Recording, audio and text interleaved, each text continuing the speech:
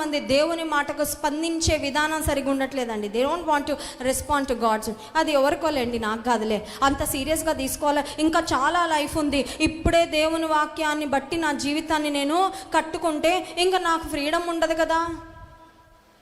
నీ ఫ్రీడమ్ని లోకం కొరకు నువ్వు ఉపయోగించావంటే నీ ఫ్రీడమ్ని నువ్వు మిస్యూజ్ చేస్తున్నట్టే. నీకు దేవుడిచ్చిన ఫ్రీడమ్ని వాక్యానుసారంగా కట్టుకోవడానికి ఉపయోగించుకుంటే నిజంగా నీ జీవితం ఎంతో ఆశీర్వాదకరంగా తీర్చిదిద్దబడుతుంది. చాలామంది అనుకుంటారు దేవుని వాక్యానుసారంగా జీవితాన్ని కట్టుకుంటే, రక్షణ పొందితే, మారు మనసు పొందితే ఫ్రీడమ్ ఉండదండి. ఫ్రీడమ్ ఉండదు కాదు, ఉన్న ఫ్రీడమ్ని నువ్వు సక్రమంగా వాడుకుంటున్నట్లు, నీ ఫ్రీడమ్ని నువ్వు మిస్యూజ్ చేయకుండా నీ ఫ్రీడమ్ని నువ్వు చక్కగా ఉపయోగించుకుంటున్నట్లు అది అర్థం చేసుకో.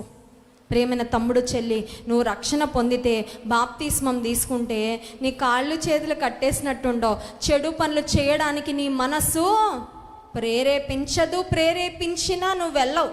ఎందుకంటే పాపాన్ని అసహించుకొని ఆ గొప్ప ఆత్మశక్తి, ఆత్మ బలము దేవుడు నీకు ఇస్తాడు. You will be spiritually strong to overcome temptations that come your way.